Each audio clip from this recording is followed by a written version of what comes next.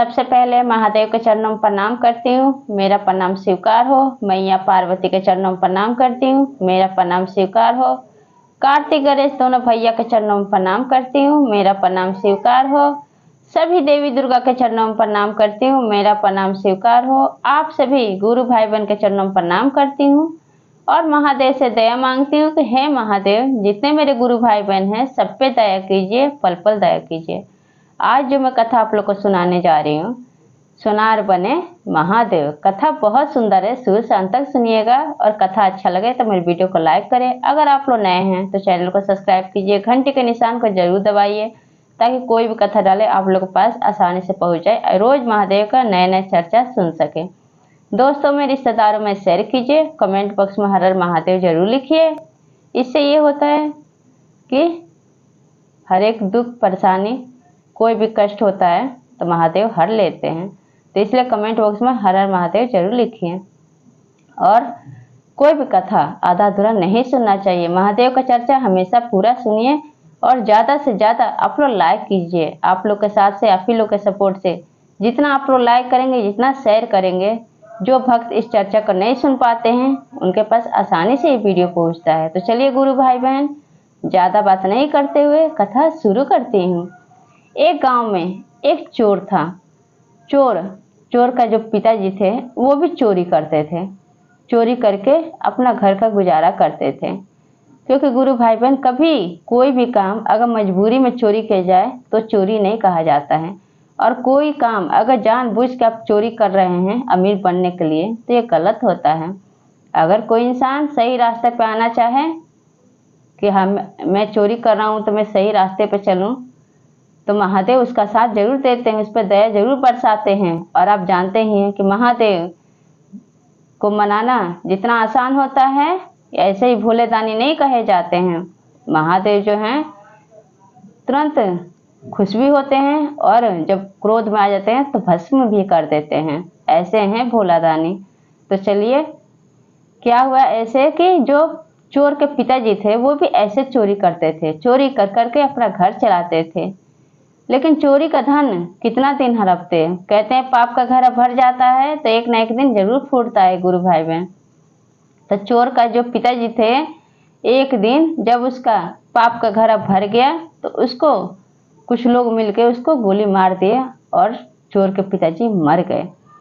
अब उसका लड़का भी देखा कि मेरे पिताजी तो चोरी करते हैं, चोरी करके घर का गुजारा होता है, तो चोर के घर में तो चोरी तो पैदा होगा।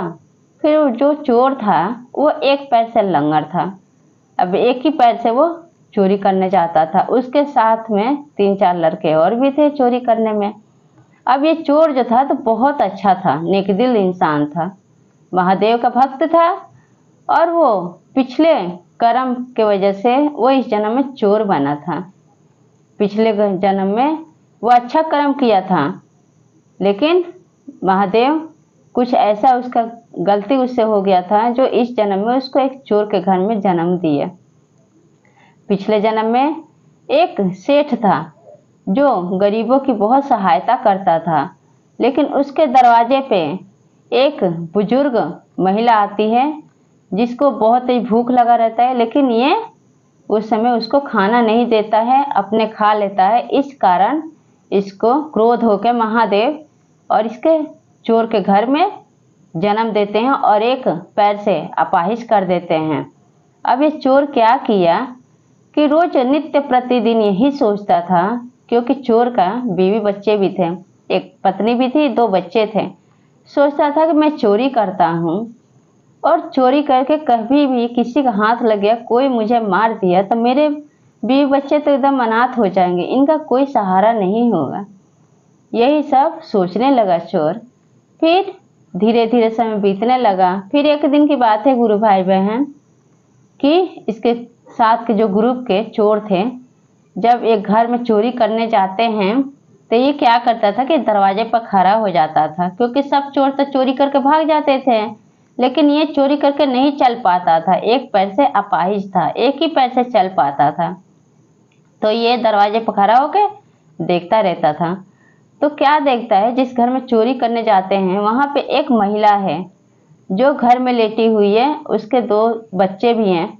जो बीमार पड़े हुए हैं, उसके घर में ढेर सारा धन दौलत है, लेकिन किसी काम का नहीं है। महिला कह रही है महादेव से कि हे महादेव, आप मुझे उठा लीजिए, ये शरीर अब किसी काम का नहीं है। इतना धन दौलत होते हुए भी किस काम का, कि मेरे बच्चे बीमार हैं, सुख भोगने वाले नहीं हैं, हमेशा बीमारी रहते हैं, तो आप हम लोग को उठा लीजिए, हमें नहीं चाहिए ये सब धन। ऐसा कहती है महिला। जब ये बात वह चोर सुनता है, अपाहिज, अब वहां से जो उसके ग्रुप के जितने लोग थे सब चोरी करके लेके भाग जाते हैं, और ये आदमी चोरी करके नहीं लाता है। ये बात सुन के भगवान का नाम उस महिला के मुंह से सुन के इसको बहुत दुख होता है, और महादेव के मंदिर में जाता है, और जाके महादेव के शिवलिंग के आगे बैठ के जोर जोर से रोने लगता है, और कहता है कि हे महादेव, आप देख रहे हैं आपकी इस बनाए हुए दुनिया में ये महिला, इसके पास कुछ नहीं है, कुछ सब कुछ भरा हुआ है, धन दौलत सब कुछ है, लेकिन सब बीमार पड़े हुए हैं, और आपको गुहार कर रही है कि हे महादेव, आप मुझे उठा लीजिए, ये शरीर किसी काम का नहीं है, मेरे बच्चे सब बीमार हैं, कोई ठीक नहीं है, कैसे मैं लेके जाऊं, मैं खुद बीमार पड़ी हूँ। महादेव को याद कर रही है।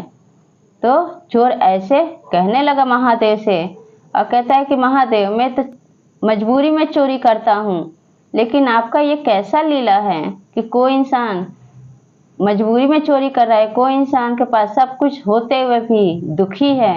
हे प्रभु महादेव, आप दया क्यों नहीं करते, आप सबका दुख क्यों नहीं हरते। मैं भी चोरी करता हूँ तो मैं मजबूरी में करता हूँ, अगर चोरी नहीं करूँगा तो मैं अपने परिवार का पालन पोषण कैसे करूँगा। मैं जानता हूँ कि मैं पाप कर रहा हूँ, अगर मैं आप जिस दिन पाप का घड़ा भर जाएगा उस दिन जरूर फूटेगा, कोई ना कोई मुझे जरूर गोली मार देगा। तो ये बात जब वो चोर कहता है महादेव से, और महादेव से कहता है कि महादेव, मैं वहाँ से कुछ चुरा के नहीं लाया हूँ, लेकिन आपके मंदिर से कुछ लेकर मैं जरूर जाऊँगा। देखता है तो मंदिर में सोना का घंटा लगा होता है, सोने का त्रिशूल और सोने का डमरू। अब सोचता है चोर, जो एक पैर से अपाहिज था, कि भगवान भोलेनाथ तो देखते ही हैं, सबके मन की बात जानते हैं, 3 लोक के मालिक हैं, अगर इसमें से मैं डमरू चुरा लेता हूँ, घंटा चुरा लेता हूँ, तो कुछ नहीं जाएगा, और भक्त आएंगे तो और चढ़ा देंगे, क्योंकि महादेव के पास जो भी जाते हैं भक्त वो चढ़ाते ही हैं, महादेव के पास कोई चीज़ की कमी है। अब वहाँ से क्या करता है चोर, कि घंटा जो लटका होता है सोने का वो ले लेता है, और डमरू ले लेता है, और त्रिशूल छोड़ देता है। कहता है कि त्रिशूल मैं आपके लिए भोलेनाथ छोड़ देता हूँ, मजबूरी में लेके जा रहा हूँ, इसको मैं बेच के कुछ पैसे मैं अपने घर ले जाऊँगा, और कुछ दिन का गुजारा हो जाएगा। जैसे वो चोर वहां से लेकर चलता है, अब महादेव क्या सोचते हैं कि देखो मेरा भक्त कितना अच्छा है कि यहाँ से चोरी भी कर रहा है, और मेरे से सारा अपना दुख बयान भी किया कि ये बात बीता हुआ है, और लेके गया भी, कह रहा है कि आपके पास कोई चीज़ का कमी है, आप तो 3 लोग के मालिक हैं। और जब लेके जाता है तो एक सुनार के दुकान पे जाता है, तो महादेव सोचते हैं कि इस चोर को, ये चोर जो है मजबूरी में चोरी कर रहा है, इसको सही रास्ते पर लाना चाहिए, इसको इसका गरीबी दूर जरूर करना चाहिए।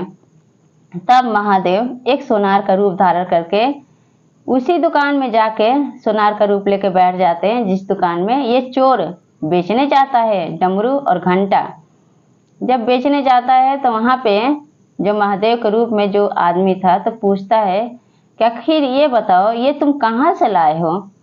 तो चोर कहता है कि हम चोरी करते हैं, और चोरी करके अपने बीवी बच्चों का पेट पालते हैं, और ये घंटा और डमरू मैं शिव मंदिर से चुराया हूँ, क्या करूँ, पेट पालना है तो गुजार तो करना ही है, मैं चोरी नहीं करना चाहता हूँ लेकिन मजबूरी में कर रहा हूँ, बीवी बच्चों का पेट कैसे पालूंगा, मैं एक पैर से अपाहिज हूँ। तब वो सोनार जो थे महादेव के रूप में आदमी तो कहते तुम क्या करना चाहते हो। तो कहता है चोर कि अगर महादेव का दया होता ना तो मुझे एक सोनार का एक दुकान मिल जाता, तो मैं भी दुकान में बैठता, रोज कमाई करता, चोरी का काम छोड़ देता। अब महादेव जो सोनार के रूप में थे, अब कैसे ना उसका दुख दूर करते। गुरु भाई बहन कहते हैं कि अब मुझे मेरे पास ढेर सारा दुकान है सोनार का, तुम ऐसा करो कल से तुम इसी दुकान में बैठो और यहीं पे बेचना। मैं दूसरे गांव जाऊंगा और दूसरे जगह मेरा दुकान बहुत बड़ा है, मैं चला नहीं पाता इतना सारा, तो एक पे तुम बैठो तो तुम चलाना। अब चोर उसी दुकान पे अगले दिन से बैठने लगा और उसके घर का सारा दुख तकलीफ खत्म हो गया। और जो आदमी सोनार बैठा हुआ था, जो बताए महादेव, उस चोर से तो कहते हैं कि सुनो, अगर तुम्हारी कमाई ज़्यादा हुई तो उस पैसे को कभी गलत कामों में खर्च मत करना, उसको हमेशा धार्मिक कामों में खर्च करना, उस पैसों की हमेशा गरीबों में सहायता करना, और जो ज़्यादा पैसे कमाई हो उसको कभी फालतू ना उड़ाना, हमेशा अच्छी जगह पर पैसा खर्च करना। ऐसे महादेव सोनार के रूप में, जो आदमी के रूप में उस दुकान में बैठे थे, ये सब उस चोर को समझाते हैं और बताते हैं, और बता के दुकान उसके हाथ में सौंप देते हैं और सौंप के वहाँ से महादेव चले जाते हैं, अंतर्ध्यान हो जाते हैं। अब चोर उसी दुकान में बैठने लगता है और बैठ के रोज नित्य प्रतिदिन क्या करता है कि रोज बेचने लगता है सोनारी का सामान सब, और राजा बन जाता है, इतना बड़ा अमीर बन जाता है कि अब उसके दोस्त जो थे चोर 3-4, अब वो आकर देखते हैं तो क्या देखते हैं कि वो ये जो चोर है अपाहिज एक पैर से, ये तो बहुत बड़ा अमीर बन गया है, अमीर आदमी हो गया है, इसके पास तो कोई चीज कमी नहीं है, सोनार का दुकान कर लिया है, क्यों ना हम ऐसा करते हैं, इसी का दुकान को लूटते हैं।